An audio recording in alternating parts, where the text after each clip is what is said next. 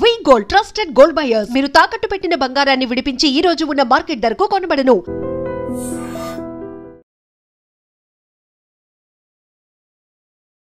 నమస్కారం, welcome to I dream. ధర్మ మార్గం విత్ విజిత కార్యక్రమానికి స్వాగతం.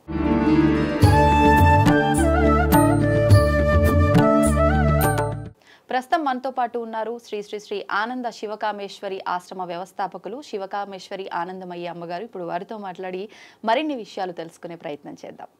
నమస్కారం అమ్మా. శ్రీమాత్రే నమః. ఇప్పుడు ఈ వాయనం ఇచ్చే దాంట్లో కూడా రకరకాల వస్తువులు యాడ్ చేస్తున్నారు కదమ్మా. అసలు నిజంగా పద్ధతి ప్రకారంగా శాస్త్ర ప్రకారంగా వాయనంలో ఇంక్లూడ్ చేయాల్సిన వస్తువులు ఏంటి? శనగలు చాలా శ్రేష్టం. మళ్ళీ కొంతమందికి అనుమానం వస్తుందండి, శనగలంటే గురుగ్రహానికి సంబంధించినవి చేత్తో ఇవ్వచ్చా లేదా? ఇదంతా అంటే పూర్వం ఇవన్నీ ఎక్కడొచ్చాయమ్మా? లేవు. ఈ ఆలోచన శనగలు ఇవ్వాలంటే ఇచ్చేవారు అంతే. అంటే చాలా కన్ఫ్యూజన్ లో ఉంటున్నాం మనం. ఇచ్చేవారు ఆలోచిస్తున్నారు, తీసుకునే వాళ్ళు కూడా వాళ్ళ ఏదో దోష పరిహారంకి ఇస్తున్నారు అన్నట్టుగా ఆలోచిస్తున్నారు. కాదమ్మా, అందుకే ఏం చేస్తారు, మొలకొత్తడానికి రెడీగా ఉన్నటువంటి శనగల్ని ఇస్తారు. అంటే నీ వంశం వృద్ధి అవుతుంది, నువ్వు ఈ శనగలు పుచ్చుకున్న వాళ్ళకి ఇచ్చిన వాళ్ళకి కూడా ఈ శనగలు తీసుకోవడం వల్ల కానీ ఇవ్వడం కానీ వంశాభివృద్ధి జరుగుతుంది. అందుకే ప్రత్యేకించి శనగలు ఎందుకు ఇస్తారు అంటే మొలకెత్తడానికి రెడీగా ఉంటాయి నానబోసిన వెంటనే. తర్వాత ఒక చనివిడి, ఈ చలివిడి బెల్లంతో చేసింది కానీ కొంతమంది పంచదారతో చేసింది కానీ వేడి చనివిని కాకుండా పచ్చి చలివిడి ఇస్తారు. బియ్యం అప్పటికప్పుడు నానబోసి అదే రోజు చేసి కొబ్బరి వేసి చేసిస్తారు. ఎందుకు అంటే బియ్యము చంద్రగ్రహానికి సంబంధించింది. చంద్రమా మనసో జాతః, మన మనఃకారకుడు చంద్రుడు, మన మనసు మీద ప్రభావాన్ని చూపిస్తాడనమాట. ఇవ్వడం వల్ల చలవ కలుగుతుందని స్త్రీకి చనిమిడి, శనగలు, 3 తమలపాకులు, 2 వక్కలు, 1 పండు ఇవ్వకూడదమ్మా. 2 పండ్లు. ఏ పండైనా 2 పళ్ళు, 1 బత్తాయి అయితే 1 కమల ఇట్లా వేయకూడదు. నల్ల గింజ లేనటువంటి పండు ఇచ్చి ఇంతే తాంబూలం. దీనికి ఏం ఖర్చు అవుతుంది? దీనికి మళ్ళీ రిటర్న్ గిఫ్ట్స్ ఎందుకు ఇస్తున్నారు? అసలు వరలక్ష్మి వ్రతంలో రిటర్న్ గిఫ్ట్సే లేవు ఇక్కడ. అంటే మీరన్నట్టు ఇంకా ఆడంబరం, స్తోమత ఉంది. దీనివల్లమ్మా సామాన్యులు పూజ చేసుకోవడానికి మొహమాట పడుతున్నారు. వీళ్ళ ఇంటికి ఎవరైనా తాంబూలం పిలవడానికి కూడా మొహమాట పడుతున్నారమ్మా. అవునవును. ఎందుకంటే వాళ్ళు ఇచ్చారు మనం ఇవ్వలేదు అనే దీంట్లోనే వాళ్ళు ఉండిపోతారు. వచ్చే వాళ్ళు కూడా ఇవన్నీ ఆలోచించి రావడం మొదలు పెట్టారు. మీకు ఇంకా తెలుసా అమ్మా, బాగా పట్టు చీర కట్టుకుని నగలు వేసుకొచ్చిన వాళ్ళకి ముందు తాంబూలం ఇస్తారు, హోదా చూస్తున్నారు. అదంతా తప్పు కదా. నేను ఇదే చెప్తున్నాను, ఇంటి పని మనిషిని పిలిచినా ఆ రూపంలో లక్ష్మీదేవి వచ్చిందని భావన చేసి వాళ్ళ కాళ్ళకు పసుపు రాయాలి, బొట్టు పెట్టాలి, గంధం ఇవ్వాలి, తాంబూలం ఇవ్వాలి. అమ్మ, ఇక్కడ కాళ్ళకు పసుపు రాయడము అని అంటే మనకన్నా వయసులో చిన్నవాళ్ళయి వివాహం అయిన వాళ్ళకి మనం పసుపు రాసి నమస్కారం చేసుకోవచ్చమ్మా. ఇక్కడ ఎందుకే వాయనం ఇచ్చినప్పుడు ఏమడుగుతాము? ఇస్తేనమ్మా వాయనం, పుచ్చుకుంటున్నమ్మా వాయనం. ఇచ్చినది ఎవరు? గౌరీదేవి. పుచ్చుకున్నది ఎవరు? లక్ష్మీదేవి. ఇక్కడ మరి వయసుతో సంబంధం ఎక్కడుంది? ఆ వచ్చిన వారిలోనే లక్ష్మీ స్వరూపాన్ని చూసి అది చిన్న పెద్ద లేకపోతే ఇంకేదన్నా నాని అసలు ధనం ఉందా లేదా ఇలాంటి భావనే వద్దమ్మా. అసలు కాళ్ళు పట్టుకుని పసుపు రాసాము అంటే నీ అహంకారాన్ని అమ్మ పాదాల మీద వదిలేస్తున్నాం మనం. అంతే. ఇలా ఎంతమందికి ఇవ్వచ్చమ్మా? అంటే సంఖ్య ఏమైనా చూసుకోవాలా వాయనం ఇవ్వడానికి? కనీసం 5 అమ్మా. 5 3 లేదా 5 మన వీలును బట్టి. త్రిమూర్తి స్వరూపం, త్రిమాతృకలు లక్ష్మీ, పార్వతి, సరస్వతి. ఇప్పుడు పూజ అయిపోయిన అనంతరం ముందుగా అమ్మవారికి ఇస్తూ ఉంటారు కదా మొదటి వాయనం.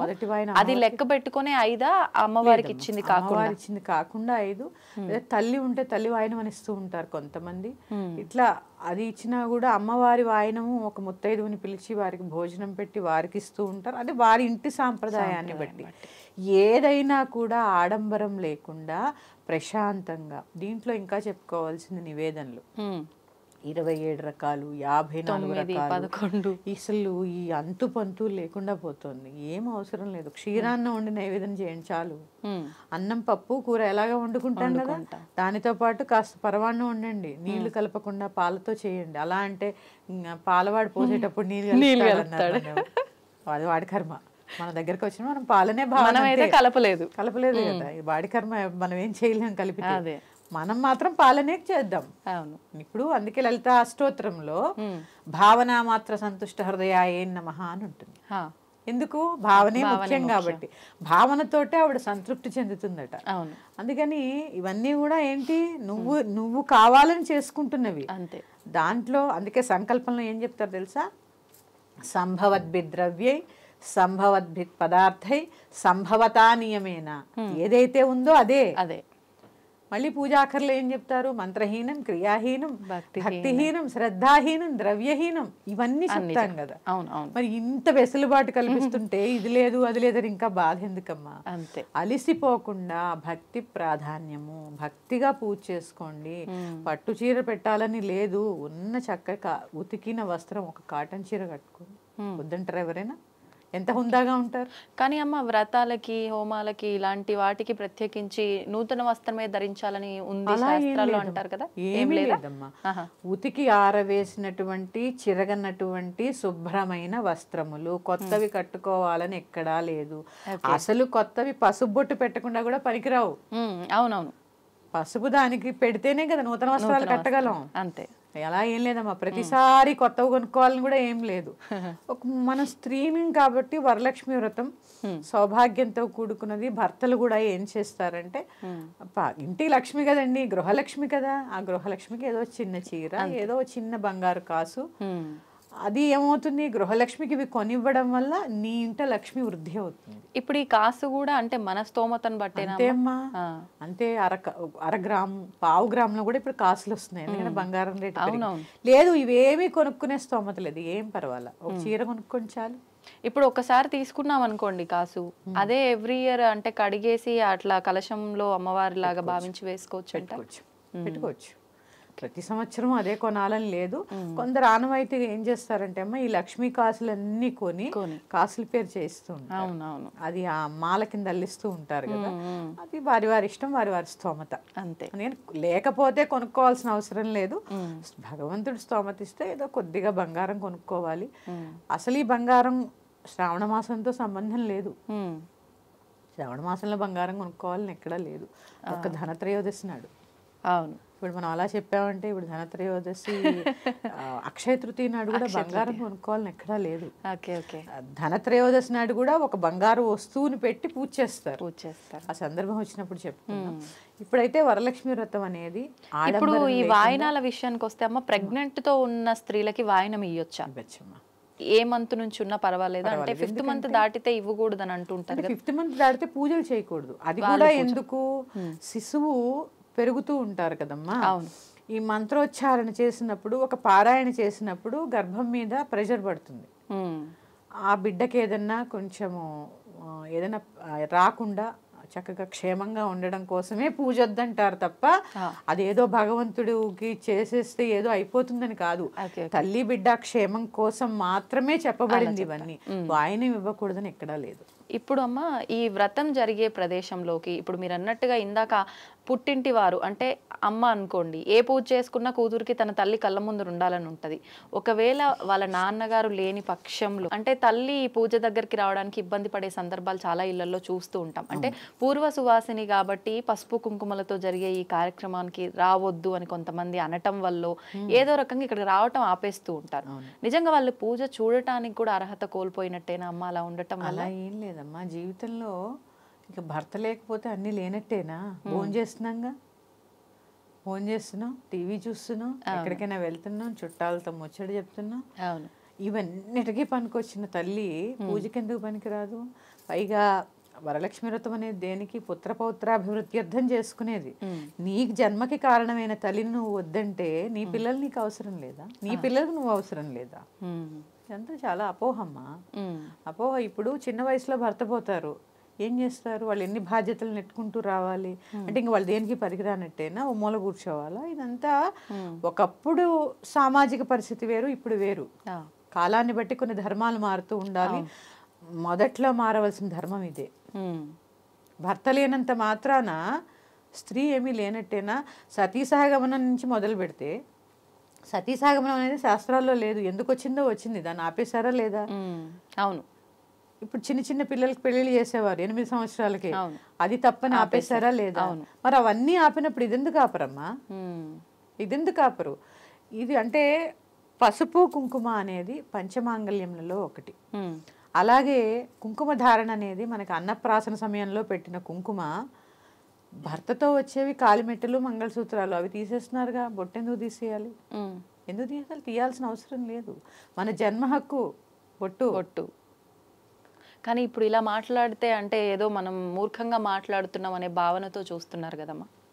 అది అలా అనుకున్న వాళ్ళు మూర్ఖులు, అలా అనుకున్న వాళ్ళే మూర్ఖులు. ఎందుకంటే కొన్ని విషయాల్లో స్త్రీకి స్త్రీయే శత్రువు. అంతే స్త్రీకి స్త్రీయే ముందు శత్రువు స్త్రీనే. ఎందుకంటే ఇప్పుడు మీరు అడిగారు చూడండి ప్రశ్న, తల్లి రావచ్చా అని. తన జన్మకి కారణమైనటువంటి తల్లి లేకపోతే తను లేదు కదా. అంటే తండ్రి లేకపోతే తల్లి పనికిరాదా? చూడ్డానికి కూడా పనికిరాదా అమ్మ? ఈ సందర్భంగా నేను చెప్తున్నాను, పూర్వ సువాసినులు పూజ కూడా చేసుకోవచ్చు. ఇప్పుడు ఈ వ్రతం చేసుకోవచ్చు అంటున్నారా? వరలక్ష్మి వ్రతం చేసుకోవచ్చు, కాకపోతే కొన్ని ధర్మాలు పాటించవలసిన అవసరం ఉంది. ఏ రకమైన ధర్మాలు? తోరణ బంధనం చేసుకోవడం కానీ, అలాగే దాన్ని ఏమంటారు, తాంబూలము వీళ్ళ చేత్తో ఇస్తే కొంతమంది తీసుకోరు, వాళ్ళనే బొట్టు పెట్టుకుని, ఎందుకంటే పూజ చేసుకున్న తర్వాత వాయనం ఇంటి నుంచి వెళ్ళాలి కాబట్టి వారినే తీసుకోమని చెప్పడం. ఎందుకంటే ఈ వ్రతం అనేది పుత్రపౌత్రాభివృద్ధి చేస్తూ, అలాగే వచ్చే జన్మలో అయినా చక్కగా మాంగళ్యంతో వర్ధిల్లాలి అని చెప్పి అమ్మని కోరుకోవడం. ఇదే మీరు ఇప్పుడు అడిగారు కదా వరలక్ష్మీదేవిని పూజించచ్చా అని, ఇదే పూర్వ శివాసనం రోజు పూజ చేసుకుంటారుగా. లక్ష్మీదేవి దగ్గర దీపం పెట్టరా, లలితాదేవి స్తోత్రం చదువుకోరా? మరి అప్పుడు చేసిన వాళ్ళు ఇప్పుడు ఎందుకు పనికిరారు? అంటే కలశం పెట్టి ప్రత్యేకంగా పూజ చేస్తే ఇంకా పనికిరారా? మరి పనికి రాకపోతే అప్పుడు పనికి రాకూడదు, ఇప్పుడు పనికి రాకూడదు. అదే కదా, ఇది కదా మనం గ్రహించాలి. మీరు అన్నట్టుగా ఈ క్వశ్చన్ మార్క్స్ అన్ని ప్రతి ఒక్కరిలో ఉంటాయి. అంటే పసుపు కుంకుమలు వాళ్ళు తాకకూడదు అంటే నిత్య దీపారాధనలో అయినా వాళ్ళు పసుపు కుంకుమలు తాకుతారు, అన్ని చేస్తారు కదమ్మా. చేస్తారు, సరే కాళ్ళకి రాసుకోవద్దన్నారు, మానేస్తారు. ఎందుకు వాడకూడదు? సరే పసుపు కుంకుమలు వాడకూడదు, మరి కూరల్లో పసుపు వేస్తారు. అది వేరు, తినడానికి వండేది వేరు, పూజకి వేరు కదమ్మా.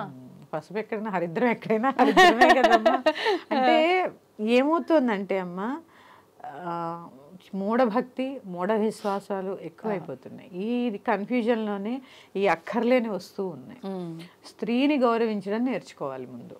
తనకు కష్టం వచ్చినప్పుడు మనం వెన్నుదన్నే కాస్త నిలబడాలి, అంతే తప్ప నువ్వు ఇంకా ఆవిడని చీకట్లోకి తోసేయడం అనేది ఎంతవరకు సమంజసం? చాలా తప్పు. అందుకని అసలు కుంకుమార్చన ఎందుకో తెలిస్తే అప్పుడు మాట్లాడే అర్హత ఉంటుంది. కుంకుమార్చన ఎందుకో తెలియదు, కుంకుమార్చన ఎందుకు అంటే అమ్మవారికి ఇష్టం కాబట్టి కుంకుమార్చన కాదు, అసలు కుంకుమార్చన ఎందుకో తెలుసుకుందాం.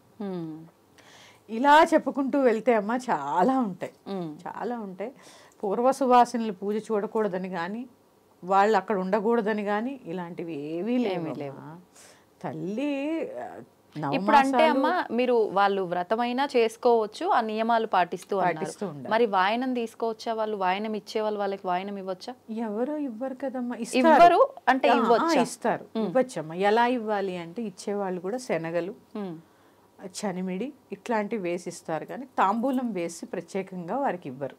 ఓకే, ఇలా ఇవ్వచ్చమ్మా. ఇవ్వతాం. పళ్ళు వేసి ఇవ్వచ్చు, ఒక్కలు తమలపాకులు వేయరంతే. పళ్ళు, కుంకుమ, గాజులు ఏవి లేకుండా శనగలు అలాగే చనివిడి పళ్ళు వేసి వాయినం ఇవ్వచ్చు వాళ్ళకు కూడా. అంతే తప్ప పూర్తిగా వారికి ఇవ్వకూడదు. వారు ఏమైనా ఘోరం నేరం చేశారా?